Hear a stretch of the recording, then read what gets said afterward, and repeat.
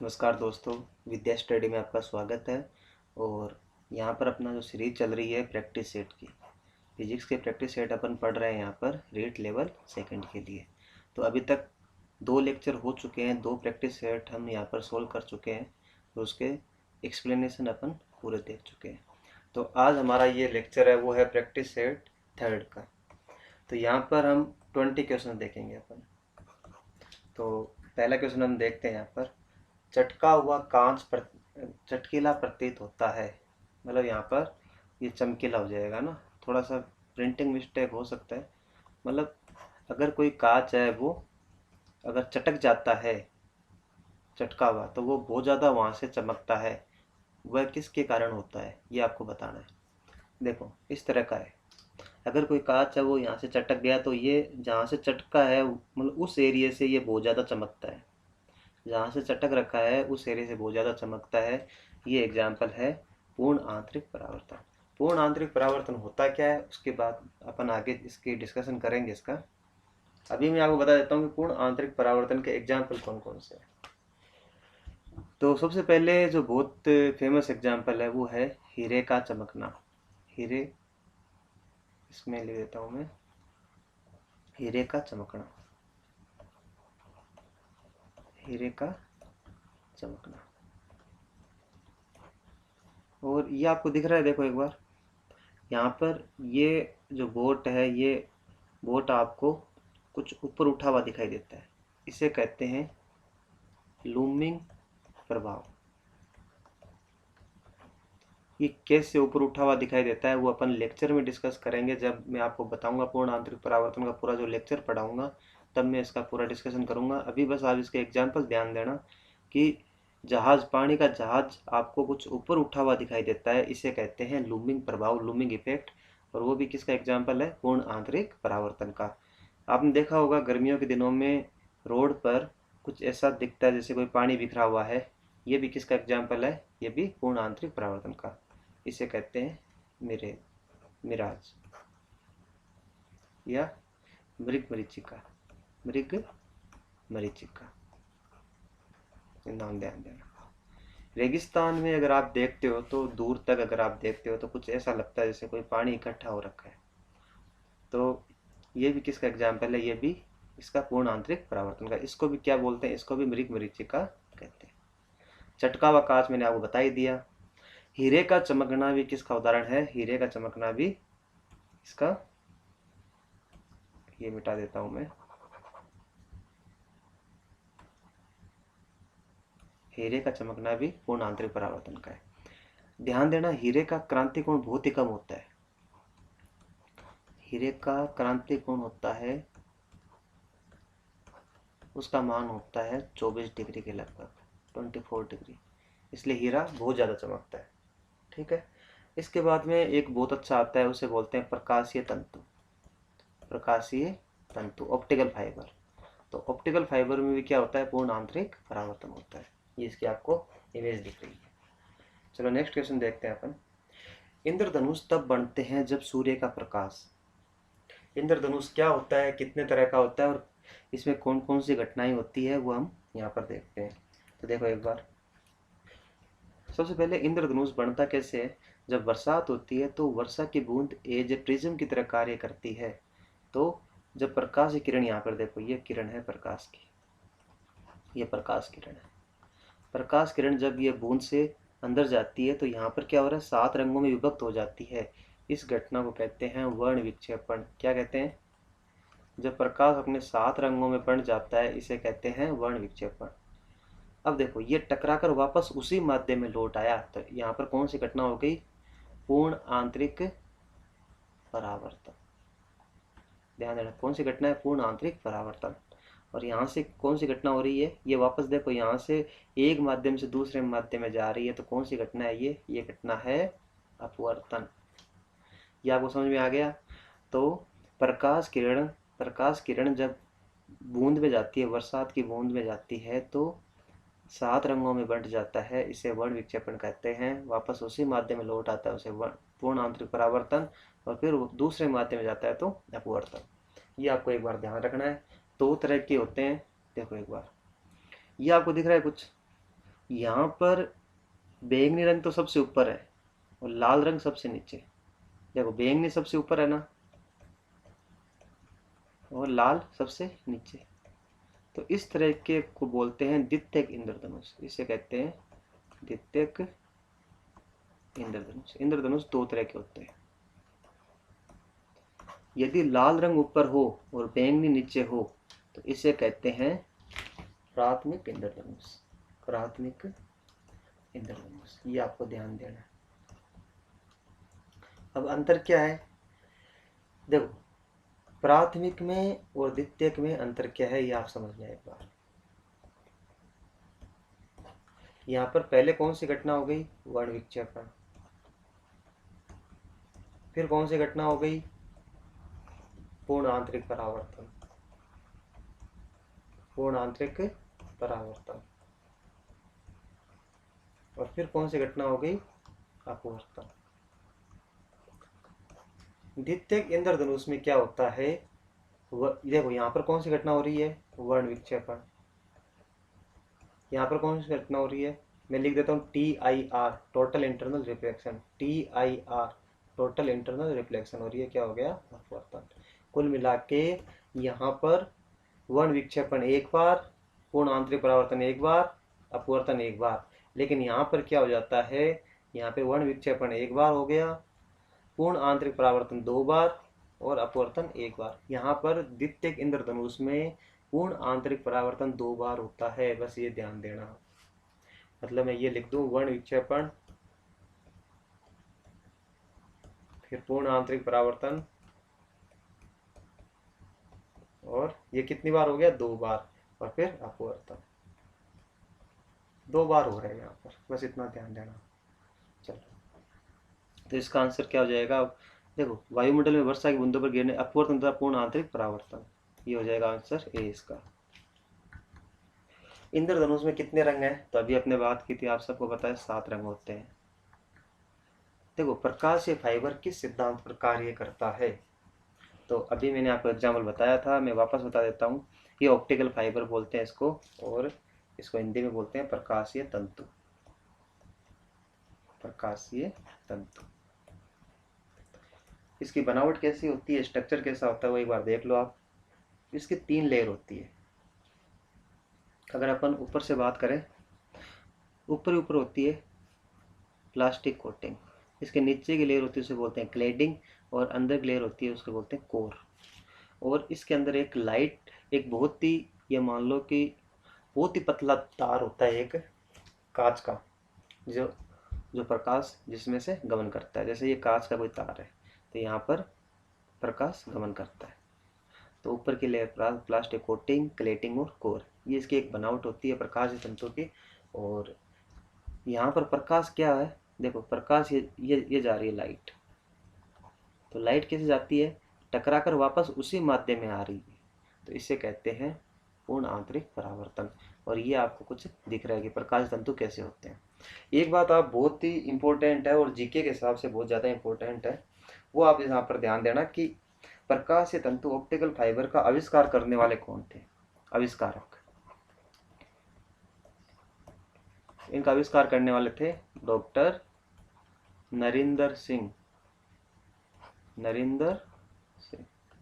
और ये कहाँ के थे, ये पंजाब के, और यूएस में रहते थे, पंजाब के थे। और इनका नोबेल प्राइज़ के लिए भी नाम नॉमिनेट हुआ था, हालांकि मिला नहीं था, लेकिन ये अपने लिए बहुत ही प्राउड की बात है कि डॉक्टर नरेंद्र सिंह को नोबेल प्राइज़ के लिए नॉमिनेट किया था। और तो ये अपने लिए बहुत ही प्राउड की बात है, तो आप ध्यान देना, डॉक्टर नरेंद्र सिंह। अब यहाँ पर देखो, संबंधित माध्यम युग्म के क्रांति कोण से अधिक आपतन कोण का सघन से विरल माध्यम की ओर जाने वाली प्रकाश किरण क्या करती है। तो यहाँ पर आपको ये समझना पड़ेगा कि जैसे एग्जाम्पल देखो, जैसे वाटर और एयर, तो वाटर क्या है, सघन, और एयर क्या है, इसके कंपैरिजन में एयर क्या है, विरल। ये हो गया विरल। जब प्रकाश, जैसे देखो ठीक, अगर प्रकाश जल से सघन से विरल की ओर जाएगा तो अपवर्तन होगा, अपने को पता है। और अभिलंब, ये देखो ये क्या है, अभिलंब। जब प्रकाश सघन से विरल में जाएगा तो अभिलंब से दूर हटेगा। ये पहली कंडीशन हो गई। जब इस एंगल को देखो, इस आपतन कोण को बढ़ाते बढ़ाते यदि आपतन कोण किसके बराबर हो गया, क्रांतिक कोण के बराबर हो गया। किसके बराबर हो गया, क्रांतिक कोण। इस आपतन कोण को बढ़ा रहे हैं, देखो अपन इस आपतन कोण को बढ़ाते बढ़ाते तब क्रांतिक कोण पर क्या हो जाता है, अभिलंब से दूर हटती हटती ये सतह पर लौट आती है।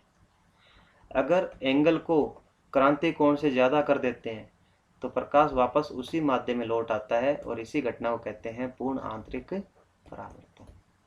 पूर्ण आंतरिक परावर्तन, ये हमको पता करना है। तो बहुत ही सिंपल है। तो यहाँ पर सबसे पहली बात ध्यान देना, यहाँ पर हो जाएगा समग्र, समग्र या पूर्ण बात एक ही है, तो ये आप समझिए। पूर्ण आंतरिक परावर्तन के लिए दो आपको शर्तें या दो आवश्यक कंडीशन होती है। पहली ये है कि प्रकाश सघन से विरल में जाना चाहिए। पहली है कि प्रकाश सघन से विरल में जाना चाहिए। और दूसरी जो आवश्यक शर्त है वो है कि आपतन कोण का मान क्या होना चाहिए, आपतन कोण का मान क्रांतिक कोण से अधिक होना चाहिए। तो पूर्ण आंतरिक परावर्तन के लिए दो आवश्यक शर्तें मैंने आपको बता दी, और होता क्या है वो मैंने यहाँ पर बता दिया। ये देखो, ये बताया कि दृक दृष्टि दोष है, मतलब यहाँ पर दो अपन को कथन दे रखा है और कथन में आपको ये बता रखा है कि दीर्घ दृष्टि दोष में क्या क्या होता है। तो इसमें होता क्या दीर्घ दृष्टि दोष में, देखो एक बार इस पिक्चर से देखो। जो यहाँ पर ये अपना ये उत्तल लेंस है, ये अपना लेंस आई का, ये कौन सा लेंस होता है, उत्तल लेंस होता है आई में, ठीक है। यहाँ से आके अब यहाँ पर क्या है, अपने को यहाँ पर बढ़ना चाहिए लेकिन ये थोड़ा दूर बढ़ता है। ये यहाँ पर बढ़ना चाहिए, अपना इमेज यहाँ बढ़नी चाहिए लेकिन ये थोड़ा सा दूर बढ़ता है यहाँ पर। पहली बात हुई है, ठीक है। देखो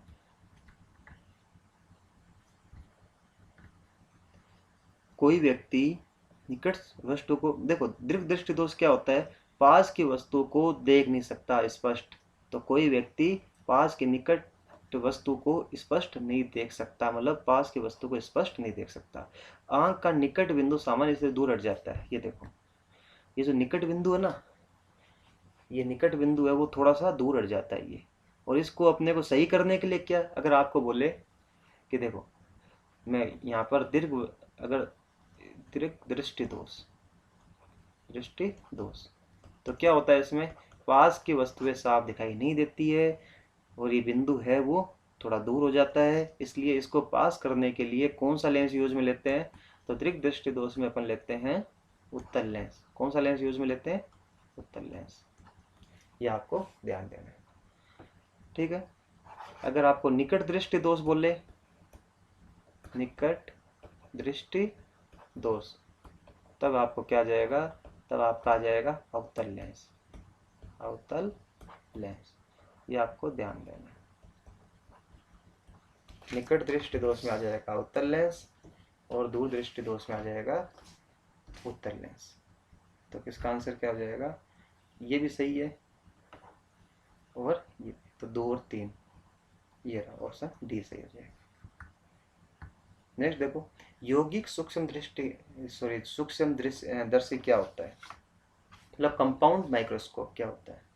तो देख लो एक बार, यहाँ पर 2 लेंस होते हैं, अभिदृश्यक लेंस होता है और नेत्रिका। यहाँ से अपन देखते हैं यहाँ पर, और यहाँ पर कुछ भी अपन कोई भी जिसको अपने को बहुत बड़ा करके देखना है, जिसको मैग्नीफाई करना है, उसको अपन यहाँ पे रख देते हैं। तो यहाँ पर क्या हो जाएगा, ऐसा सूक्ष्मदर्शी जिसमें 2 लेंसों के सेट होते हैं, एक नेत्राकार लेंस तथा एक नेत्रक होते हैं, ये आपको हो जाएगा। तो ये एक बनावट है कंपाउंड माइक्रोस्कोप का, यौगिक सूक्ष्मदर्शी का। बस आपको यहाँ पर ध्यान देना है। काम क्या आता है, मैग्नीफाई करने के लिए, आवर्धन करने के लिए सूक्ष्मदर्शी काम में आते हैं। जैसे कोशिका का स्ट्रक्चर देखना है और देखना है तो वहाँ पर ये माइक्रोस्कोप काम आता है। किसके कारण आकाश का रंग नीला दिखाई देता है, तो यहाँ पर मैं बता देता हूँ। एक घटना होती है जिसको बोलते हैं प्रकाश की स्कैटरिंग या प्रकीर्णन। इस घटना में क्या होता है, इसको इंग्लिश में बोलते हैं स्कैटरिंग।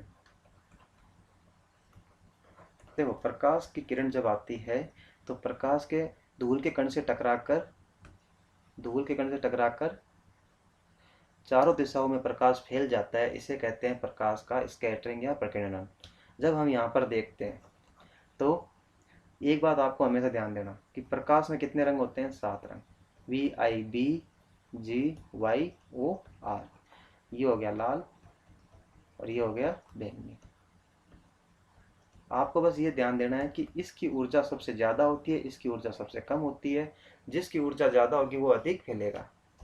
तो मैं यहाँ पर बता रहा हूँ कि प्रकीर्णन का मतलब है फैलना।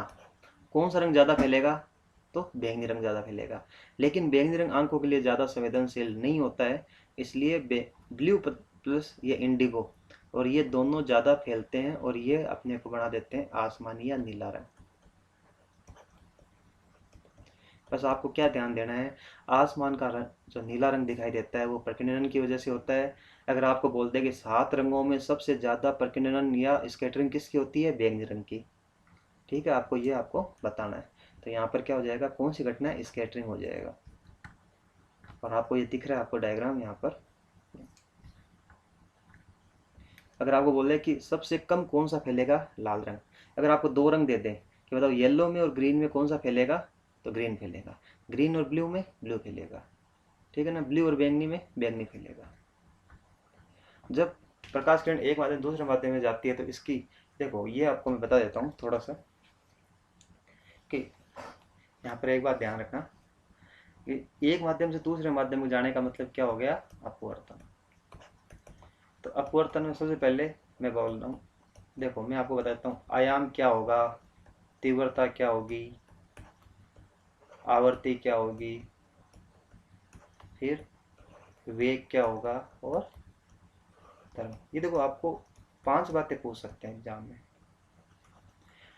अपवर्तन की घटना में आयाम क्या होगा, तो ध्यान देना अगर कोई तरंग जाएगी, यदि कोई प्रकाश जाएगा तो तरंग हमेशा धीरे धीरे कम ही होगा। तो तरंग क्या होगा, आयाम क्या होगा, हमेशा ध्यान देना चाहिए। अपवर्तन हो परावर्तन हो, आयाम क्या होगा, घटेगा। ये साइन में लगा रहा हूँ घटने का। ठीक है, तीव्रता क्या होगी, अपने को पता है कि तीव्रता होती है, अगर मैंने इसको बोल दिया I और आयाम को बोल दिया A, तो अपने को पता है कि तीव्रता किसके समानुपाती होती है, आयाम के स्क्वायर के। तो यदि आयाम घट रहा है तो तीव्रता भी क्या होगी, तीव्रता भी घटेगी। सेकेंड, आवर्ती, आवर्ती को बोल दिया अपने स्मॉल है। ध्यान देना, आवर्ती कभी नहीं घटती है न बढ़ती है, नेवर चेंज। क्या हो जाएगा, नेवर चेंज। मतलब आवर्ती न तो कभी घटती है न बढ़ती है, आवर्ती क्या रहती है, हमेशा कांस्टेंट रहती है, नेवर चेंज, कभी नहीं बदलेगी न घटेगी। ठीक, वेग क्या होगा, ध्यान देना वेग चेंज होता है, वेग बदलेगा, बस आप ये ध्यान रखना, बदलेगा। ध्यान देना वेग कब बदलता है, जब माध्यम बदलता है। क्या ध्यान देना, वेग कब बदलता है, जब माध्यम बदलता है। तो अपवर्तन में माध्यम चेंज हो रहा है, इसलिए वेग भी क्या होगा, चेंज होगा। तरंग दे रही है, अपने को पता है ना लैम्डा बराबर क्या होता है, V/F, वेग बटा आवर्ती। आवर्ती नहीं बदल लेकिन वेग बदल रहा है, इसलिए लैम्डा भी तरंग दे रही है भी बदलेगा। तो यहाँ पर ध्यान देना, तरंग दे रही है भी क्या होगा, बदलेगा, चेंज होगा। कम होगा ज़्यादा होगा उसकी बातचीत अपन बाद में करेंगे, लेकिन आपको ध्यान क्या रखना है, बदलेगा, कौन सा बदलेगा कौन सा नहीं बदलेगा। तो इसमें आ जाओ एक बार। तो अपवर्तन में क्या होगा, आवर्ती समान बनी रहती है, इसका आंसर हो जाएगा बी। आकाश का रंग नीला दिखाई देता है क्योंकि नीले रंग का प्रकाश, देखो लाल रंग का प्रकीर्णन सबसे अधिक होता है, गलत बात है ये सही नहीं है। नीले प्रकाश का अवतरण, ये अवशोषण की कोई बात ही नहीं हो रही। लाल प्रकाश का अवतरण, अवशोषण, अवशोषण की कोई बात ही नहीं हो रही। किसकी बात हो रही है, यहाँ स्कैटरिंग की बात हो रही है, प्रकीर्णन की बात हो रही है, इसलिए नीले का देखो यहाँ पर नीला दे रखा है, अगर यहाँ बैंगनी देता तो बैंगनी का ज़्यादा होता, लेकिन बैंगनी दे नहीं रखा तो लाल और नीले में नीले का ज़्यादा होता है, ये आपको ध्यान देना है।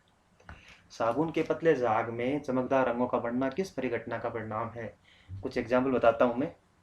ये देखो, और ये आपको दिख रही है, मोर का पंख हो गया, या कुछ पानी बिखरा हुआ है सड़क पे बरसात के दिनों में, अगर कोई ऑयल वहाँ पर बिखर जाता है, अगर कोई जल बिखरा हुआ है बरसात में, या वहाँ पर कोई पेट्रोल या ऑयल बिखर जाता है, तो आपको कुछ ऐसा दिखाई देता है पैटर्न। या साबुन के बुलबुले में भी आपको कलर दिखाई देते हैं। ये सब किसके हैं, ये सब व्यतिकरण के उदाहरण है, व्यतिकरण के उदाहरण। तो आपको दिख रहा है ये तेल का बिखरना, मोर का जो पंख है इसका चमकदार होना, रंगीन दिखाई देना है, साबुन का बुलबुला, ये सब व्यतिकरण का है। ठीक है, तो यहाँ पर क्या हो जाएगा आंसर व्यतिकरण हो जाएगा। नेक्स्ट देखो यहाँ पर, वाहन के पीछे से आने वाले वस्तुओं को देखने के लिए किसका प्रयोग करते हैं? तो उत्तल, अवतल, उत्तल, अवतल। या चलो यहाँ पर आप ऑप्शन में बच जाना, बस कंसेप्ट समझना। देखो मैं आपको कुछ बता रहा हूँ, अब इसको देखना। Rear view mirror of vehicles, जो पीछे की वस्तु देखने के लिए अगर आपने ये मिरर देखा होगा जो साइड में लगा होता है, उसमें कौन सा होता है? कॉन्वेक्स होता है। कॉन्वेक्स मतलब उत्तल लेंस होता है। बैक साइड ऑफ स्पून, पीछे का साइड होता है, जो चम्मच का जो पीछे का साइड है वो कॉनकेव लेंस होता है, और अंदर का साइड होता है वो कॉन्वेक्स होता है। तो आप देख सकते हो जो सरफेस ऑफ स्टील फ्लैक्स, जो सरफेस होता है यहाँ का, देखो ये वाला, ये कॉन्वेक्स लेंस होता है, उत्तल लेंस होता है, ध्यान देना। ठीक है, वाटर ग्लास इन, है ना, वाटर सरफेस इन ग्लास, जो ये सरफेस है ये आपको दिख रहा है, ये भी किसका है? ये भी उत्तल लेंस है। और जो टॉर्च का जो लाइट है उसका जो ऊपर का जो सरफेस दिख रहा है ये आगे का, देखो ये वाला, तो ये कौन सा हो जाएगा? अवतल लेंस का हो जाएगा। मैंने कुछ एग्जांपल दिए आपको, तो मैं आपको वापस रिपीट करा रहा हूँ। वाहनों के जो ग्लास होते हैं, मिरर होते हैं, कौन में उत्तल होते हैं, ये बता ही दिया मैंने ग्लास का, है ना, वाटर ग्लास सरफेस। हेडलाइट हो मोटरसाइकिल, ट्यूबलाइट, उत्तल लेंस होता है, ध्यान देना ट्यूबलाइट में। इनर सरफेस ऑफ ग्लासेस, ठीक है ना, जो कांच का जो अंदर की सरफेस है वो क्या हो जाएगी? कॉनकेव। ये लंच प्लेट्स, वो क्या हो जाएगी? कॉनकेव। और कॉलिंग बेल, कॉलिंग बेल में क्या हो जाएगा? कॉन्वेक्स हो जाएगा। सरफेस ऑफ पेन, पेन की सरफेस कॉन्वेक्स हो जाएगा। ग्लोब कॉन्वेक्स हो जाएगा। Surface of the steel flask, वो कॉन्वेक्स हो जाएगा। ये मैंने आपको कुछ बता दी एग्जाम्पल। ठीक है, तो आप इसको ध्यान रख लेना। तो यहाँ पर क्या दे रखा है? जो पीछे, वाहनों के पीछे देखने के लिए हमेशा ध्यान देना कौन सा होता है? उत्तल लेंस होता है। इनमें से वायुमंडलीय अपवर्तन का परिणाम नहीं है, मतलब यहाँ पर बता रखा है कि कौन सा वायुमंडलीय अपवर्तन का। देखो, तारों का टिमटिमाना अपवर्तन का है। सूर्य का आकाश में अपनी वास्तविक ऊंचाई से ऊंचा उठाई दिखाई देना, ये भी ध्यान देना अपवर्तन का है। और सूर्य वास्तविक उदय से दो या 3 मिनट पहले दिखाई देना, ये भी अपवर्तन का है। लेकिन सूर्यास्त के समय लाल दिखाई देना, ये लाल दिखाई देना, ये किसका है? ये प्रकीर्णन का उदाहरण है। बाकी सब अपवर्तन के उदाहरण है। सूर्य का लाल दिखाई देना किसका उदाहरण है? प्रकीर्णन का उदाहरण है। नेक्स्ट देखो एक बार, रोगियों के दांत देखने में दंत चिकित्सकों द्वारा प्रयुक्त दर्पण होता है। जो डेंटिस्ट है वो कौन सा यूज में लेते हैं? तो देख लो एक बार, ये जो मिरर होता है, आपको पिक्चर दिख रही है यहाँ पर, तो डेंटिस्ट यूज लेते हैं कौन सा? कॉनकेव मिरर, अवतल दर्पण। कौन सा दर्पण है ये है अवतल दर्पण। उसके कुछ और एग्जाम्पल है। जो फ्लैश लाइट होती है, मैंने पहले भी बताया आपको, टॉर्च की फ्लैश लाइट है वो भी किसकी होती है? अवतल दर्पण। टेलीस्कोप है, वहाँ पर भी अवतल दर्पण लगाया जाता है। कॉस्मेटिक मिरर है, जो आप क्या बोलते हैं उसको, मेकअप करते हो, तो वहाँ पर भी ये, अगर कुछ देखा होगा आपने, तो ये भी अवतल दर्पण का है। और हेडलाइट ऑफ ए कार की हेडलाइट है वो भी अवतल दर्पण का। तो यहाँ पर क्या हो जाएगा? अवतल दर्पण हो जाएगा आंसर। वाहनों के अग्र दीपों में किस प्रकार के दर्पण का उपयोग होता है? तो क्या हो जाएगा यहाँ पर अवतल दर्पण हो जाएगा। ठीक है ना, ये हो जाएगा। दाढ़ी बनाने के लिए, तो दाढ़ी बनाने के लिए भी ध्यान देना अवतल दर्पण का उपयोग किया जाता है। इनमें से कौन सा सही है? तो इसमें से हो जाएगा 1/f बराबर 1/u प्लस 1/v। तो ध्यान देना, ये एक फॉर्मूला होता है। यहाँ पर f है वो फोकस दूरी, u है ऑब्जेक्ट की दूरी, और v है इमेज की दूरी। तो ये आपको ध्यान देना है, ये दर्पण का फॉर्मूला होता है। ठीक है, किसका है? दर्पण का सूत्र है। कैसे काम आता है? जो अपन कभी न्यूमेरिकल आएंगे आगे, दर्पण से रिलेटेड, लेंस से रिलेटेड, तब यहाँ पर हम बातचीत करेंगे इसके बारे में। लेकिन आपको ध्यान देना, इसको बोलते हैं दर्पण फॉर्मूला, है ना, मिरर फॉर्मूला बोलते हैं इसको। तो यहाँ पर एफ है वो फोकस दूरी है, यू है वो ऑब्जेक्ट की दर्पण से दूरी है, और वी है इमेज या प्रतिबिंब की ऑब्जेक्ट से दर्पण से दूरी है। ठीक, किसी वस्तु का प्रतिबिंब मनुष्य की आंख में कहाँ पर बनता है? बहुत बढ़िया क्वेश्चन है ये, और बार बार पूछा गया है। देखो, ये कोई व्यक्ति है, और कॉर्निया होता है, आइरिस होता है, और ये रेटिना है। देखो इस तरह से होता है कॉर्निया, आइरिस, ये मात्रा को कम ज़्यादा करता है, लेंस की साइज को घटाता बढ़ाता रहता है। और यहाँ पर ये जो लेंस आपको दिख रहा है, कौन सा लेंस है ये उत्तल लेंस है। हमारी आंख में कौन सा लेंस होता है? उत्तल लेंस होता है, ध्यान देना। उत्तल लेंस क्या कन्वर्जिंग है, मतलब ये क्या करता है, पास में लेकर आता है, ये फैलाता नहीं है। जब यहाँ से प्रकाश किरण आएगी तो उसको एक जगह इकट्ठे करेगा। और यहाँ पर ध्यान देना, यहाँ से जो ये किरणें जाएगी और ये यहाँ पर जो इमेज बनेगी, इस वस्तु की इमेज कैसी बन रही है आपको दिख रहा होगा ना, उल्टी बन रही है। कैसी बन रही है? उल्टी बन रही है। रियल में काटती है, जब उत्तल लेंस से जब किरणें जाती है तो रियल में काटती है। जब रियल में काटती है तो प्रतिबिंब कैसा बनता है? वास्तविक बनता है।